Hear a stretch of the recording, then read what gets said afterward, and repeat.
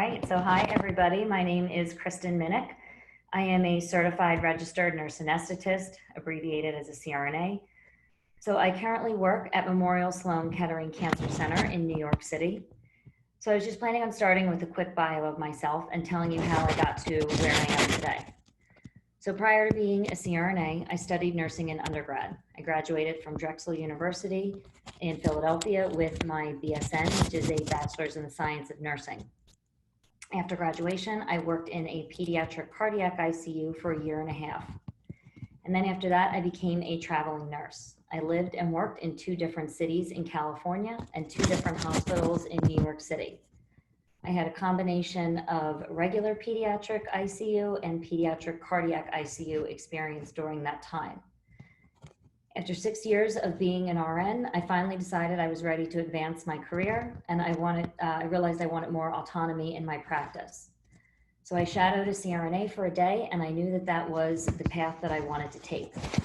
I had to quit my job, and I went to a 24-month CRNA program at the University of Pennsylvania, and I've currently been practicing as a CRNA for almost 7 years now.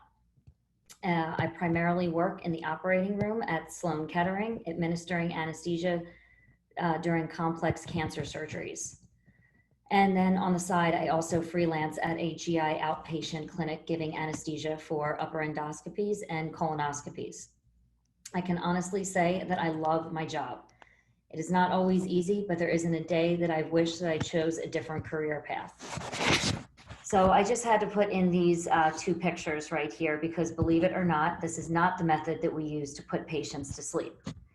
I was taking care of a little girl that was so scared to get anesthesia. And when I asked her why, she said she didn't want me to hit her over the head to knock her out. That's a true story. So I just wanted to point out the instrument that is actually in both of these characters' right hand. This is called a laryngoscope. This is one of the instruments that we use to assist in intubation or intubating patients and putting a breathing tube in. So just to clarify, the laryngoscope blade, yes, we do use that. A sledgehammer to the head, no, we do not do that. So, okay. So over the next hour, this is what I'm planning on discussing, what a CRNA is, what a typical workday looks like, what is the difference between a CRNA and an anesthesiologist, and then after selling you on how great this profession is, I will tell you the path that it takes to get there. And then I will leave plenty of time for questions at the end. Okay, so what is a CRNA? We are advanced practice nurses that are trained to administer anesthesia in all surgical and procedural settings. So a CRNA can practice in any type of setting that anesthesia is administered. So here's a few examples of places that we practice. Traditional surgical suites. This is generally in a hospital operating room. A lot of CRNAs choose to work in hospitals because they provide a wide variety of exposure to different surgical cases, such as neurosurgery, cardiothoracic, orthopedics, pediatrics, and trauma. We also work in obstetrical delivery rooms by placing and monitoring spinal and epidural catheters that are used to alleviate pain during childbirth. We can work in ambulatory surgical centers, podiatry offices, dental offices, ophthalmology, plastic surgery centers, and we can work in pain management clinics. Regardless of where you choose to practice, CRNAs care for the patient before, during, and after surgery. CRNAs are also the main provider of anesthesia in all branches of the U.S. Armed Forces. So if that's something you are interested in, there's plenty of job opportunities there. So just to point out this picture over here, this is a picture of an intubation, obviously a pre-COVID one. If you can see, the man at the head of the bed has a laryngoscope blade right here in his hand. So he places the blade into the patient's mouth, and it's going to track along the base of the tongue, and it goes into the pharynx in the back of the airway, which should allow him to visualize the opening to the airway. And then over here in his right hand is a endotracheal tube, also known as a breathing tube, that he is going to place through the vocal cords and into the trachea under direct visualization. And I have a better picture of what exactly he's looking at on the next slide. So before I go into more detail as to what we are looking at this in the top picture over here, I just wanted to highlight some of the daily responsibilities and roles of a CRNA. So we generally start the day off by doing a preoperative evaluation. This is when we first meet the patient. Generally, they are very nervous prior to surgery, so this is a really important time to help develop, or a really important time to develop a rapport with them and help to ease their nerves. During this time, we are also obtaining a health history, and we're doing a physical assessment and answering any questions that they might have based on the surgery that they're having. So then after you do your preoperative evaluation, you're going to develop your anesthetic plan based on the assessment of the patient and the surgery that they are having. So for example, is this a surgery that the patient might require general anesthesia with a breathing tube, such as in neurosurgery or open heart surgery? Or is this a procedure, is this a minor procedure that only requires sedation, such as in a colonoscopy? Other anesthetic options could be regional anesthesia, such as placing a spinal or an epidural during labor and delivery. So then after you have evaluated the patient and you've developed the plan, now you have to set up the equipment and the medications that are necessary for the case. So when you did your preoperative assessment of this patient, did it look like they might be difficult to intubate? And if so, what equipment might you need to have available in the room? Which brings me to this top picture over here. So this instrument is called a glide scope. It is generally used during difficult intubation. If you can see right here, there's a camera at the end of the scope that allows for better visualization of the airway. And this right up top here, you can see a picture of the airway. So this is the opening, and these two parallel white lines are the vocal cords. So once you visualize the airway, then you're going to place the breathing tube in. So if you can see right behind the glide scope, there's a breathing tube here. And inside the breathing tube, there is a stylet that comes with the glide scope, and it generally mirrors the shape of the glide scope to allow for easier placement. So once you put the glide scope in, you visualize the airway, and then you're going to put the endotracheal tube in with the stylet that will track and mirror the shape of the glide scope. And once the tube gets past the camera, which I don't know if you can see in the top, the endotracheal tube is just starting to come into view in the camera. And then you can, once you get a view of the tube, then you can guide the endotracheal tube directly into the airway. So just to let you guys know, this piece of equipment was extremely valuable during COVID intubations, especially with all the PPEs that we had to wear. It was really helpful to have such a magnified view of the airway. So circling back to equipment that we might need to have available for the case. So again, you want to make sure you have proper airway equipment. And then you want to think about, is there a possibility for large blood loss? So should I order blood for this case and possibly have it available in the room? How many IVs should we set up? And then is there a possibility, should I place an arterial line to more closely monitor the patient's blood pressure? And then what emergency medications might you want to have ready and available? So then after you have done all of your prepping, it's time to administer anesthesia. So this brings me to this picture down here. So this is a picture of two of my colleagues during an induction. Again, obviously a pre-COVID one. So, and I will show a picture at the end of what a COVID intubation does look like. So again, these are two of my colleagues during an induction. So the person at the head of the bed is giving the patient oxygen through a mask, while the other person over here is pushing anesthetic drugs through an IV that'll put the patient to sleep. Then once the patient is asleep, we're going to intubate and put the breathing tube in. Throughout the case, you're going to closely monitor the patient's vital signs and adjust the anesthetic as necessary to safely get the patient through surgery. We also administer blood products and IV fluids when necessary, and you monitor and treat electrolyte imbalances.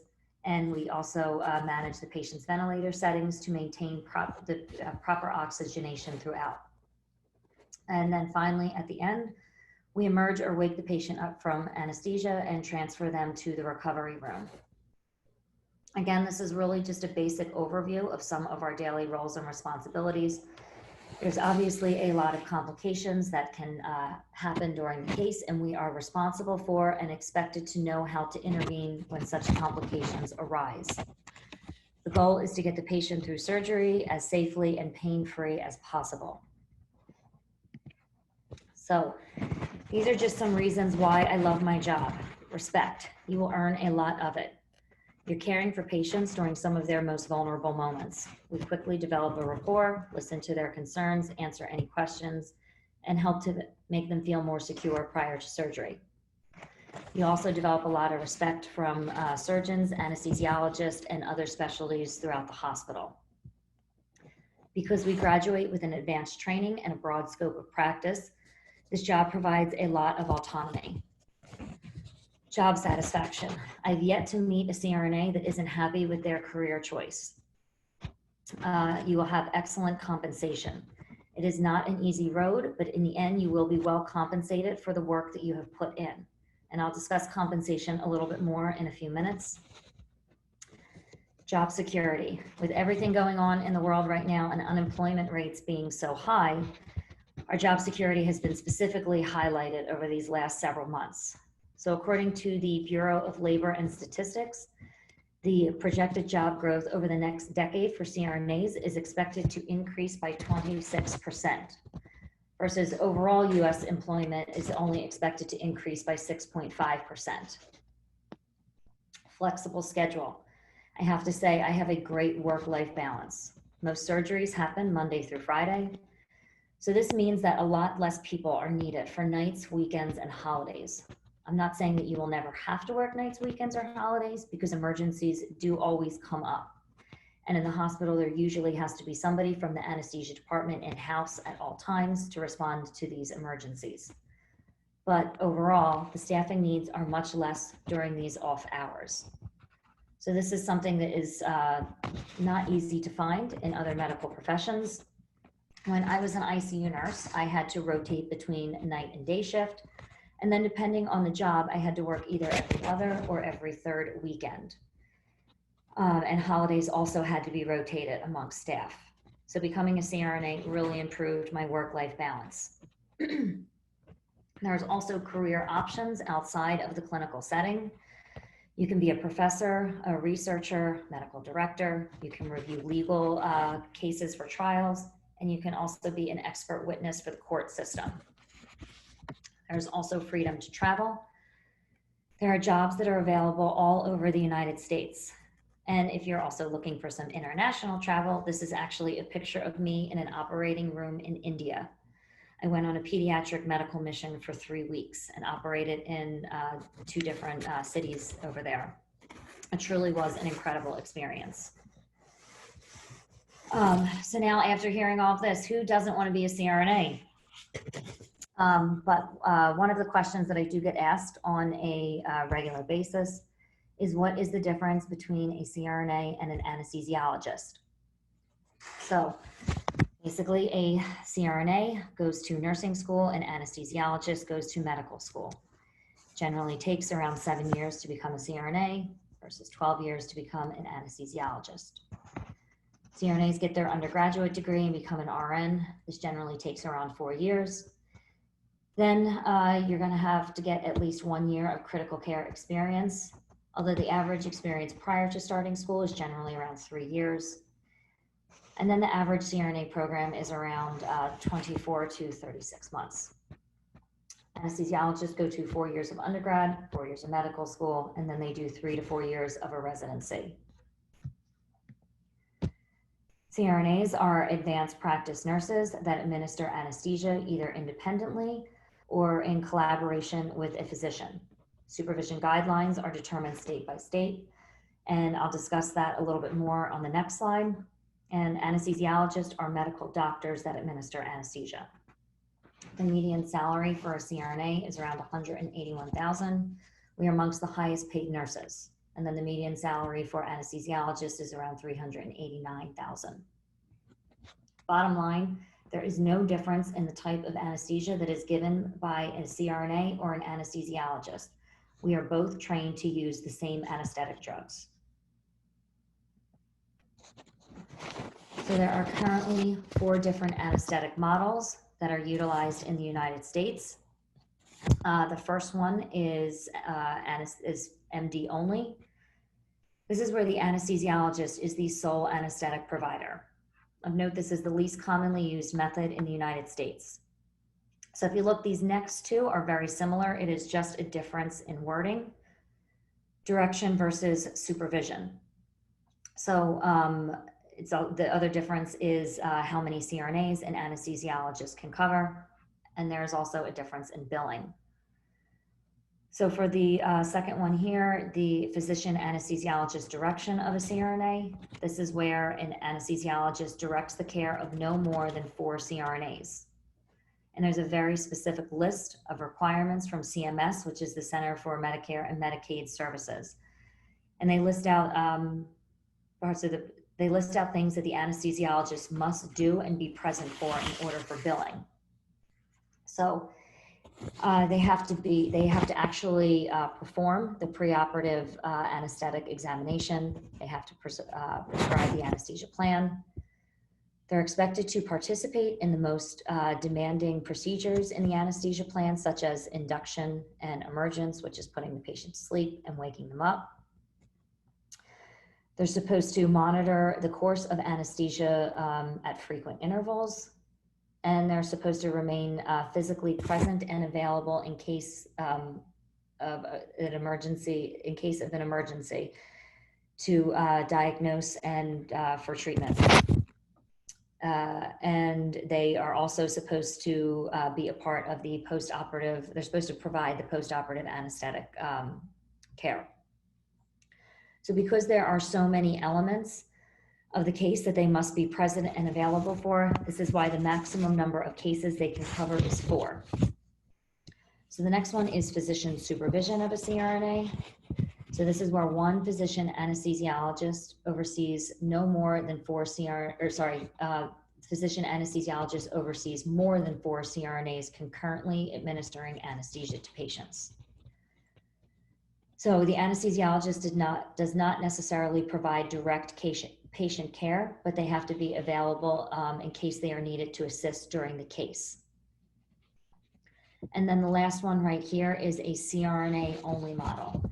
And this is where CRNAs are the sole anesthetic provider.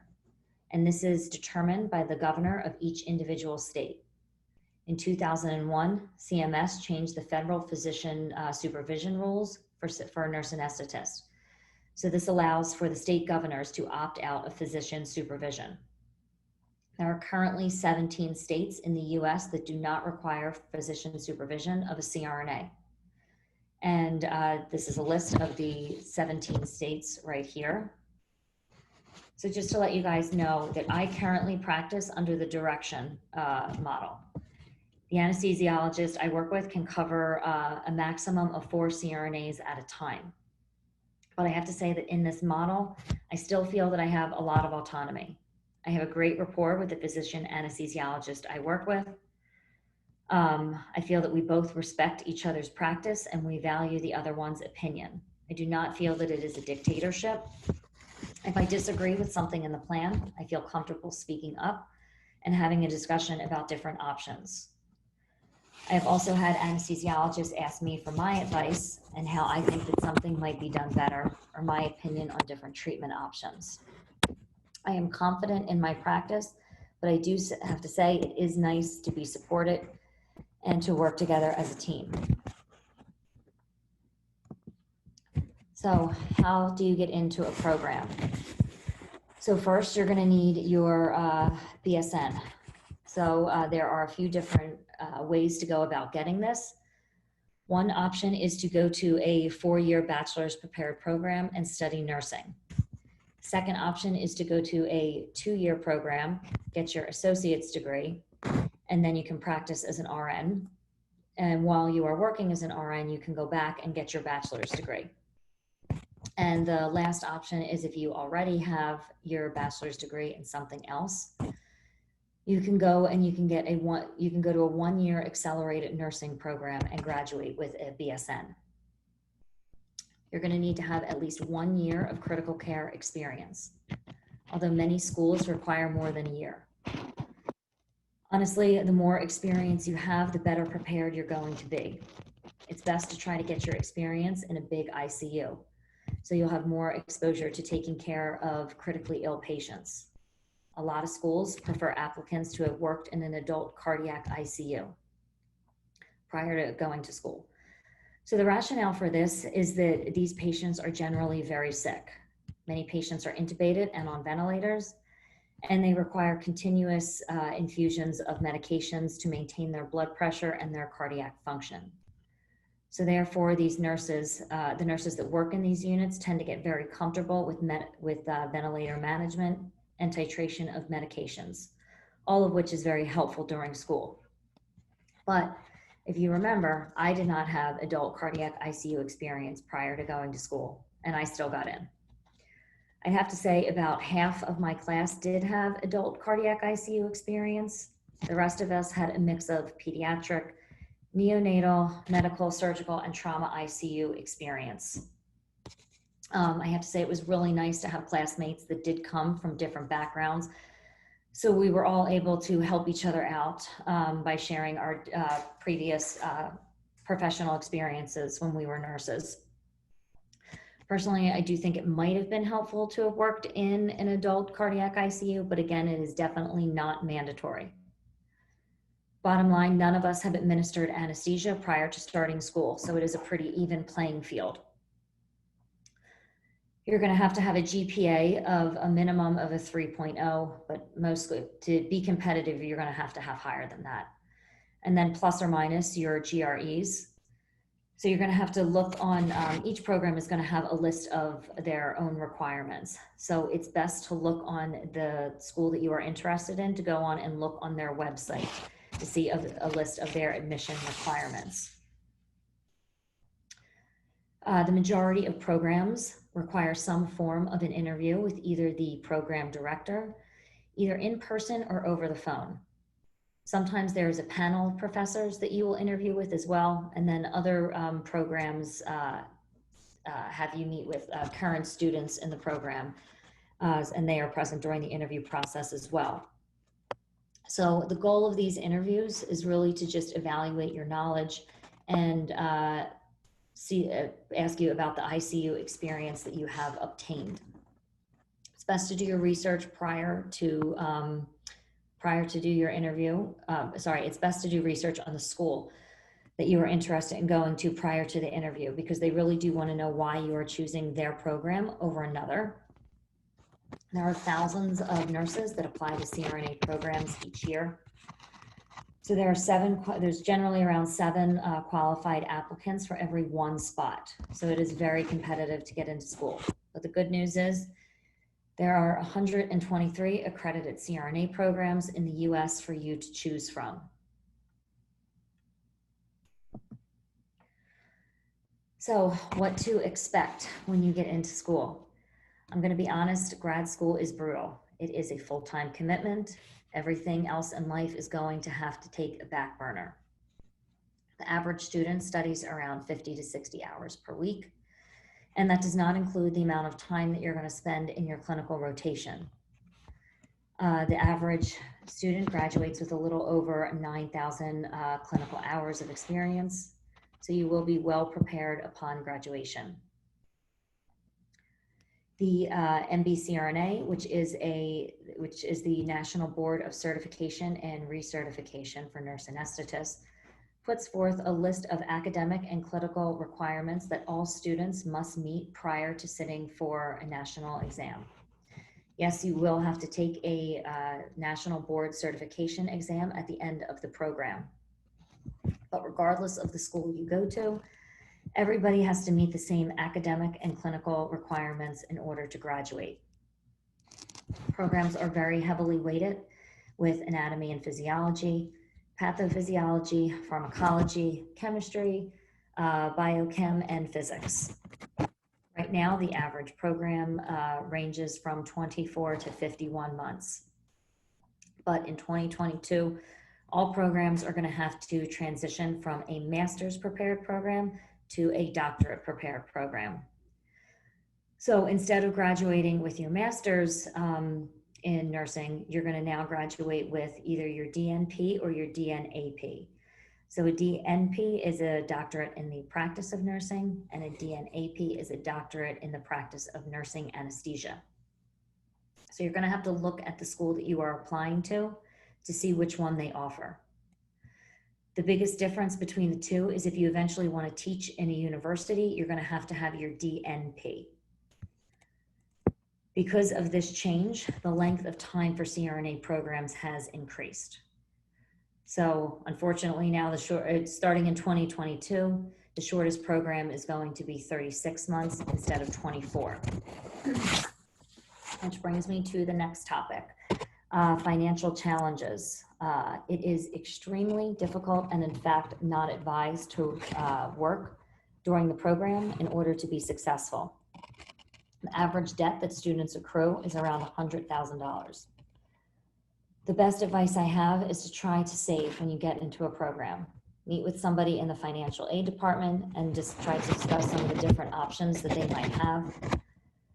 Do your research and find what scholarships are also available. You might be able to find some hospitals that will pay part of your tuition if you guarantee them a certain number of years after you graduate. Bottom line, it's easier said than done, but try not to stress too much over this. The majority of us do come out with a lot of debt, but remember, you're going to be well compensated in the end, and you're going to make a great salary. Some hospitals do offer sign-on bonuses and relocation money that will also help with some moving expenses. So I know I'm not necessarily painting the best picture of grad school, but I just being honest with all of you guys, it is not easy, but I'm telling you, it is 100% worth the reward in the end. So you guys, this is not all bad. This is some of the fun things that we did when my classmates and I in grad school. So this top picture here, we all went down to Virginia Beach, or not all of us, half of us went down and ran a half marathon together. This bottom picture down here is a picture in the simulation lab. We learned to put in stitches on pig's feet. And over here, we learned to put, this is us putting in a chest tube. And then if you can see everybody's happy, smiling faces here on the day of graduation. So these are some great websites for you guys to check out if you are looking for more information. The first one is the ANA.com. This is the American Association of Nurse Anesthetists. They have a ton of information on their website for CRNAs. It goes over the history of the profession, some of the political things that are going on within the profession, and they also list different job opportunities that are available. The next one is the MBCRNA. If you go on their website, this is where you can get an idea of the different academic and clinical requirements that are needed to graduate. And then the last one here is the Council of Accreditation for CRNAs. So this is the organization that accredits the different CRNA programs. So if you go onto their website, you can do a school search and you can filter out programs based on what you are looking for. This picture over here, so I just figured I would close with a picture of an example of a COVID intubation. So just let you guys know, this is not a picture of anybody in my hospital. This is a picture that I found online.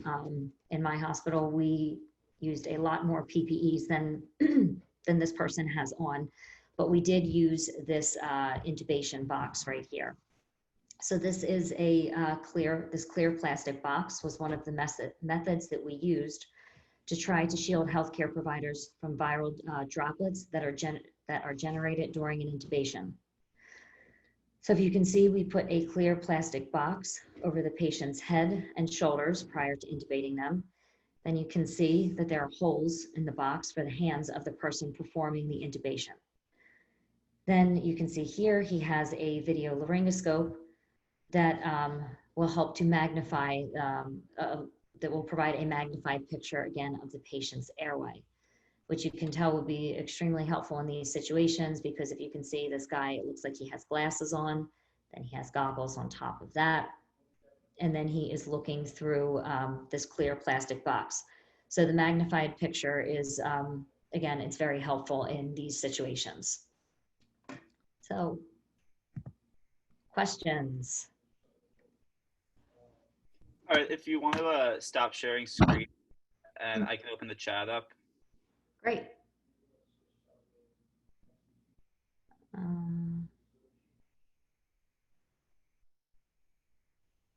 The questions do come in pretty quickly, so just... Is that chat? Yeah, it's in the chat. Okay. I would just scroll up to the start at 9:31 and then just go down from there. From 9:30. Oh, okay. Wait, you said from 9 o'clock going on or 9:30 going back? 9:31, the first question was, what is the future of anesthesiology? I want to specialize in it, but I'm worried that CRNAs taking over the field. And so... Oh, okay. I see the first question, and you can go down from there. You can go down from there. Okay.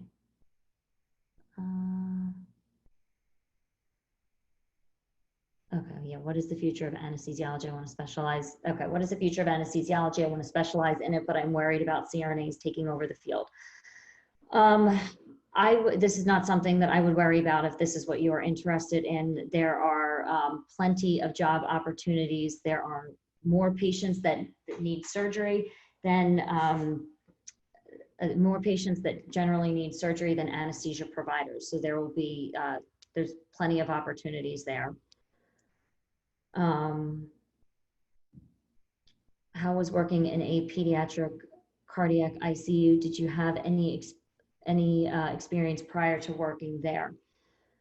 No, that was my only experience. I just did the pediatric cardiac ICU, and then when I left to be a traveling nurse, I worked in a regular ICU. And again, I think that that was fine having, I got a lot of exposure to a lot of different things. I took care of extremely sick patients. I was able to titrate medications and ventilator settings. So that was definitely helpful prior to going to school.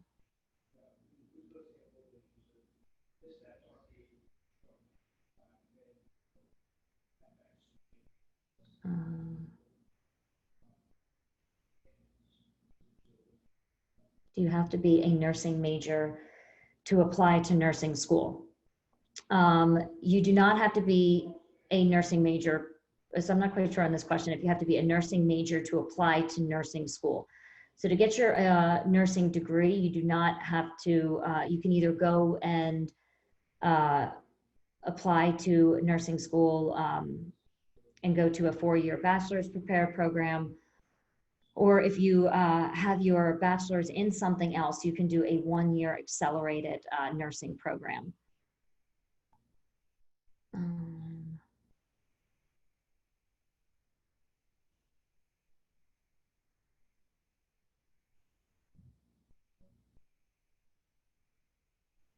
Okay, in 2022, you need to have a master's.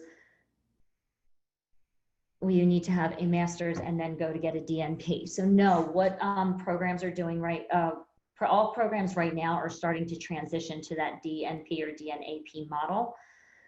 So anybody that is going to graduate prior to 2022, most of us have our master's degree and we are going to be grandfathered into that. But if you do want to get your DNP, there are, it generally takes about an additional year or 2 years, depending on how quickly you want to do to get your doctorate degree. But what programs are doing from 2022 and on is the doctorate program is going to be integrated. So when you're in school, you're going to be taking your master's classes along with your doctorate classes. So you'll have your clinical experiences, your master's classes, your doctorate classes, and then once you finish all of that, then you will, and you meet all of your numbers, then you will sit for a board certification exam.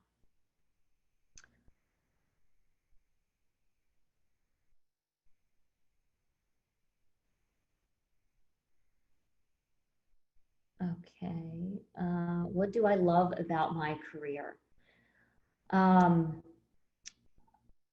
There's so much. It really is such a great profession.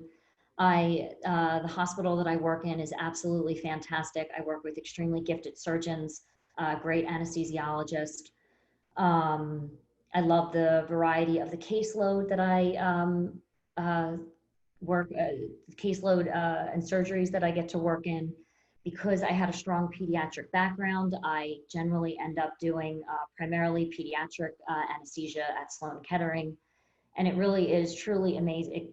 It can be very depressing because it is primarily a cancer hospital, but I do have to say it is truly amazing to see how resilient kids are going through cancer treatment.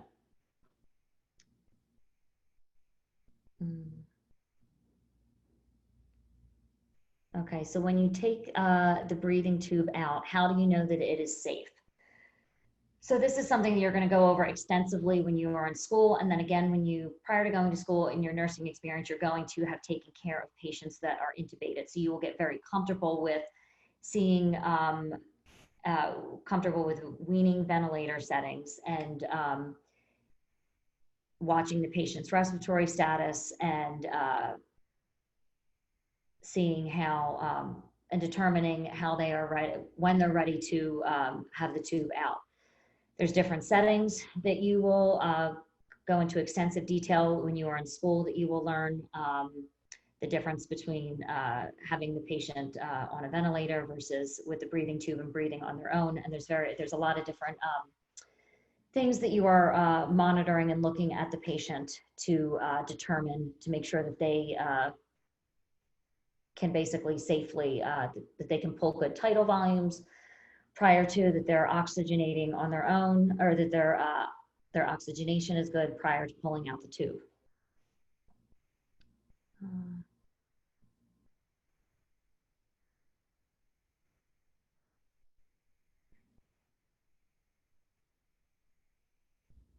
Is it hard to intubate with the glass around the patient? Yes, it is extremely difficult to intubate with the glass around the patient. So that is generally why we use that's why we use the video laryngoscopes, because again, in my hospital, we generally use two different types of eye protection. You have a shield on top of it, and with the N95 masks, and then we also wear other masks on top of it. Oftentimes, your goggles can end up getting fogged up. So on top of that, now you're looking through the glass. So it definitely does make it challenging to intubate these patients, but the video scope does really help to improve your view of the patient's airway. Has my job changed during the COVID crisis? So yes, I think a lot of people's jobs have changed during the crisis. So the hard thing is I work at, primarily it is a cancer, we only do cancer surgeries. So all elective surgeries were canceled in the state of New York during the peak of the COVID crisis. But it is really hard to, the only cases that were done were either emergent or urgent cases, but it's really hard to say that a cancer surgery is not urgent. Cancer does not know that COVID is going on right now, so cancer is still going to continue to multiply and metastasize to other organs.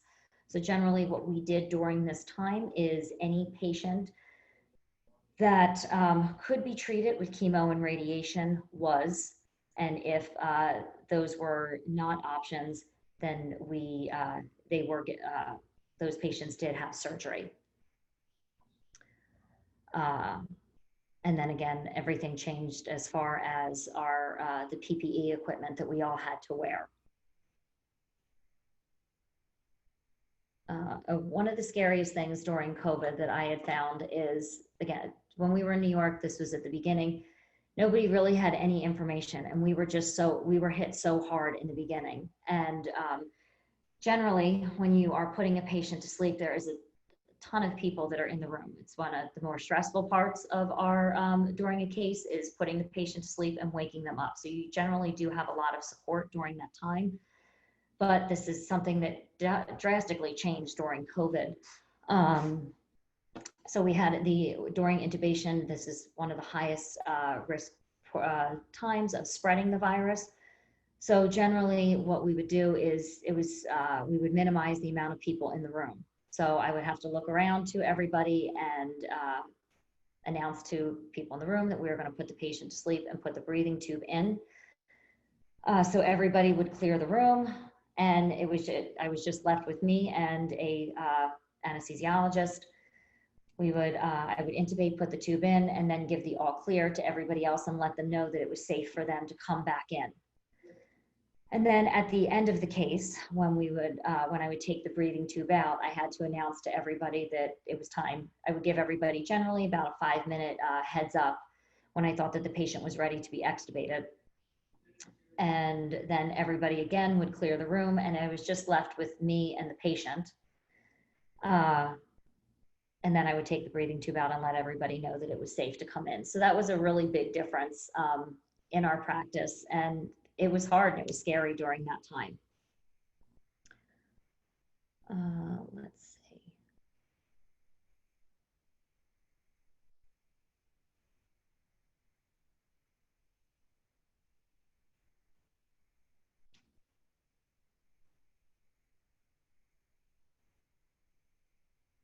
So, how are hospitals dealing with the potential shortages of intubation supplies during COVID?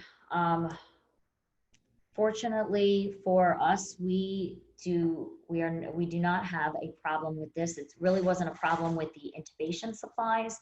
It was really more of a problem with with the PPE equipment. So during when New York was first hit with COVID, we were told to actually reuse our N95 masks, which is something that was never done in the past. Generally, when you use an N95 mask, it is a one-time use. But we were told that we were given one mask, and we basically we used that one mask until we could no longer breathe through the mask, and that meant that the filter was no longer working or it was clogged. And then we were able to exchange and get another N95 mask. But fortunately, right now, that has changed, and we are allowed to get one. And currently in the hospital that I'm practicing in, we get one N95 mask per day.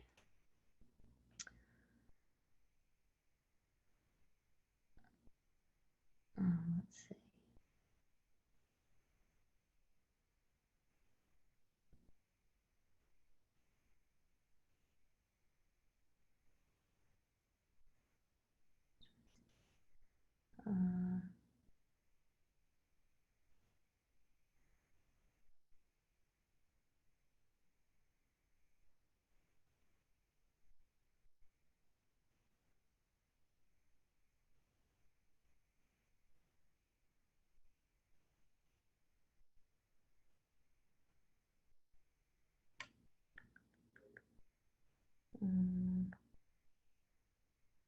Unfortunately.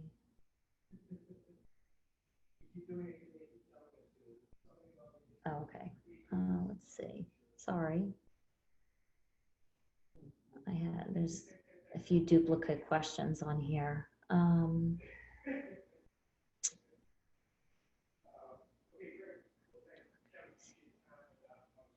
How do you get to work in an ICU, and what is the age requirement?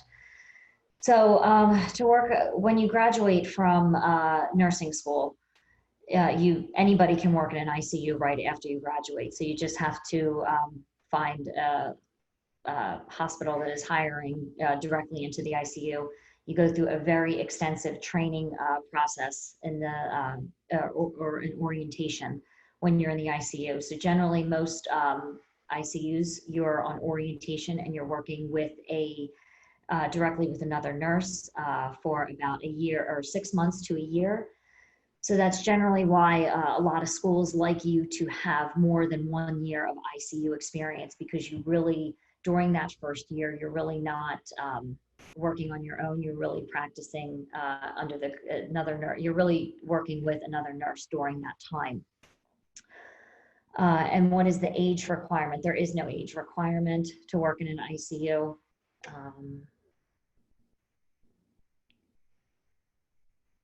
Oh, somebody has 3 interviews to a CRNA school out of the 5 that they applied for, so congratulations to you.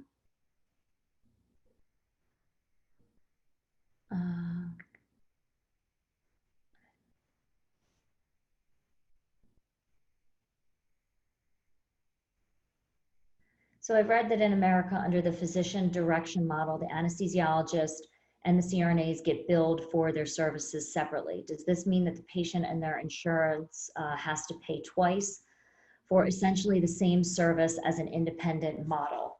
No, generally what the patient will get one bill from the anesthesia department. So yes, it is, it's not 2 bills, it is one bill that combines the services of the anesthesiologist and the CRNA. And generally with a CRNA and an anesthesiologist, they are not billed, the billing is not quite as expensive.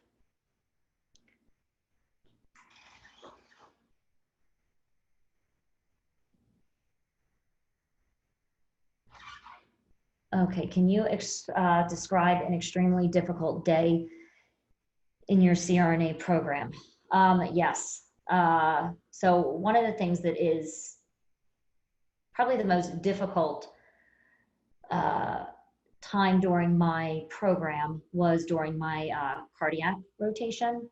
So during that time, I went to an integrated program, which means that I was in classes on top of I was in classes at the same time as my clinical rotations. So I would be in, so say on Monday, I was in lecture, and lecture generally ran from 9 in the morning until about 5, 6 o'clock at night. And then I would get home, and the next day I had to be in the operating room to do to give anesthesia for a cardiothoracic surgery. So during that time, then I had access to the hospital's online portal. So I would get my assignment, I would have to look the patient up. Then I would have to call the anesthesiologist at home, and I would have to discuss with him what my plan was for the patient the next day. And then the following day, I generally would get to the hospital around 4:30 in the morning to have to set up. It was exhausting. There's a lot to set up for cardiac surgery. A lot of complications can happen. During that, I got to put in central lines. I would put in arterial lines. You're intubating the patient, titrating medications when they're going on and off pump. So it was a very high stress situation. And then I would get to the hospital around 4:30 in the morning. I would finish around generally around 4 o'clock in the afternoon, which right there I'm putting in basically a 12-hour day, and then I have to turn around and do it all again the next day. So that was extremely difficult and stressful. My weekends were pretty much dedicated to studying. It really is extremely time consuming, and I was fortunate. I had a great support system during it, and you become very close with your classmates also at that time. So it's really good to, right from the beginning, to establish people that you study well with, to just kind of help break things up. Okay. Are there operations where only anesthesiologists can administer anesthesia, or can CRNAs take on any kind of operation? No, there are no operations that are only administered by anesthesiologists. CRNAs can practice in any type of setting that anesthesia is administered. The only exception I would say to this is in cardiothoracic, doing cardiac surgery. Anesthesiologists, a lot of times or the majority of them, they do go on and they do an additional fellowship, and they are doing the TEEs a lot of times during the case, which is the transtracheal ultrasound of the heart. So they're the ones, we do not have experience with using and interpreting the echo of these patients. So the anesthesiologist, generally when I was in my heart rotation, I would have to call the anesthesiologist if the surgeon wanted to see a live echo of the patient and have them come into the room. So this way they could manipulate the scope and assist with diagnosis.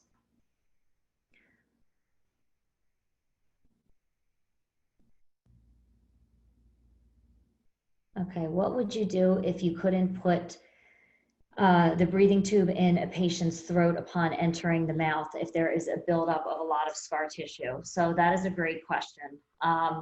So not every patient is going to be easy to intubate. This is something that your preoperative assessment of the patient becomes extremely valuable. And generally, this is where we use the video laryngoscope blades can really come into, or can be extremely helpful because it provides that magnified view of the airway. And if there is a buildup of scar tissue, there is times where we have gone in and you can't see anything. And that it becomes an extremely stressful moment when you are unable to actually visualize the airway.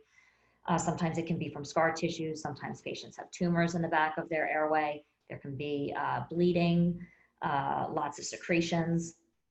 Generally, if this is a patient that I know where I work specifically, if a patient has radiation to the neck, a lot of times there is a lot of scar tissue and it can really distort what the airway looks like. And sometimes you get into the back of the throat and you have no idea what you're looking at. There's no recognizable structures. So hopefully, in the best case scenario, you have realized this prior to, and there are points where we put breathing tubes in patients when they are actually awake. And when you're in school, you will learn how to do that. There's local anesthesia. That's basically when you go to the dentist, how your mouth is numb. There's medication that we can give patients to topicalize or numb up their airway. There's multiple different ways that in school that you will learn how to do that. And then you'll give the patient some form of, generally like a IV form of a Xanax or an Ativan. The medication we generally give is called Versed. And so it'll kind of just help the patient feel a little bit more relaxed. It's kind of like having a shot of tequila. And then when the patient's awake and this way they can still breathe on their own, we're going to take the video, we'll take a fiber optic scope and we put it in the patient's mouth while the airway is numb. So this way it kind of eliminates the gag reflex. And then it becomes a lot safer at that point because the patient can still breathe. And then we can manipulate the scope in the back of the airway to try to find the airway opening. And if there are times where you cannot see anything in the airway, and at that point, if you do a awake fiber optic intubation and you are unable to visualize any recognizable structures, generally we can call head and neck, and it's one of their specialties as well. So they can come in and take a look and see what they see. And if not, if we have to cancel the case and kind of regroup and figure out what other options that we would do. There's definitely times where it is an unrecognized difficult intubation, and that becomes extremely stressful.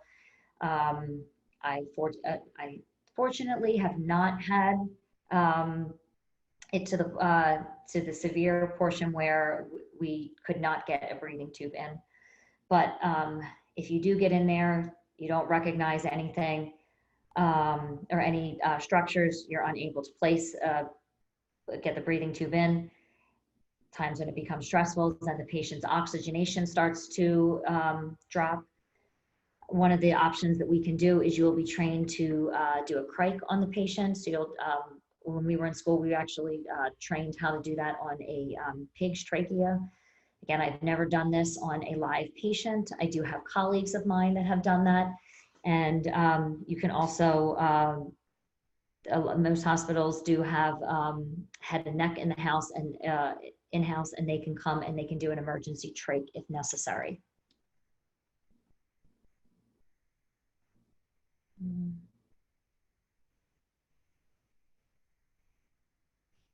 How do you think this profession is better or more fulfilling than a nurse practitioner? I wouldn't necessarily say that it might. It really kind of just depends on what it is that you're looking for. When I worked in the ICU, I liked working one-on-one with a patient. I liked working in those stressful situations where I'm titrating different medications based on the patient's vital signs. I enjoyed putting in central lines, and I loved being in the OR setting. So it really kind of just depends. If you really want more of that overall patient experience, then nurse practitioners generally follow patients either. There's multiple, I'm sure you guys have probably heard about different things that nurse practitioners do, but you will generally see the patient more on a day-to-day basis if you're working in a hospital and kind of follow their overall course of their overall hospital course. One of the things that I did actually like about anesthesia is I definitely do miss the interaction that I have with patients, or that personalized experience that I get to have with patients, really getting to know them. But on the positive side, you're also a little bit more emotionally removed from it. So when I'm in the OR, that is generally the only time that I see the patient. I see these patients, they come in for cancer surgery, their tumor is removed, I wake them up, transfer them to recovery, and then that's it. I don't necessarily follow up and see when they leave the operating room. Basically, to me, it's great. It's a successful case. Patient is cancer free. So I don't end up getting to see months down the road if the patient ends up with metastasis or has to come back and receive chemo and radiation. And I'm not involved in that end of life care. So emotionally, that is definitely one of the positive things that I find in my being a CRNA.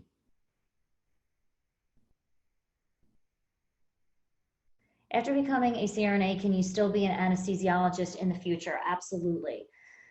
But you are going to have to start from the beginning. You won't have to do your undergraduate degree, but you will have to go back to you will have to go to medical school. There are CRNAs that do actually do this. So you can, but again, you would just have to start over. So, or not, you don't have to completely start over, but you have to go to medical school, and then you would have to do for 4 years, and then you're going to have to do a 3 to 4 year residency in anesthesia.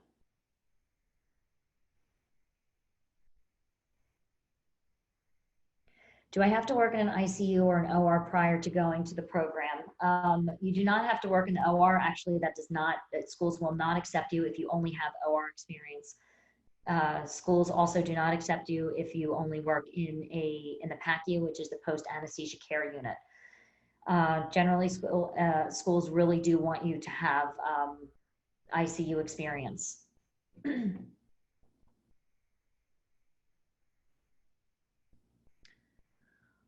What is the salary difference between a CRNA and a traveling nurse? It's a very big difference. So when you're a traveling nurse, it's basically the same of what a nursing salary is. The only difference is you will have your when you're a traveling nurse, you have your living expenses paid for. You're basically just going to have your living expenses that are paid for on top of your salary. So I'm not exactly sure what the average nursing salary is currently right now. If I were to guess, I think it's around $80,000. And then again, there's a lot of overtime opportunities, so you do have the opportunity to make more than that, but it is definitely a huge salary difference from a nurse to a CRNA.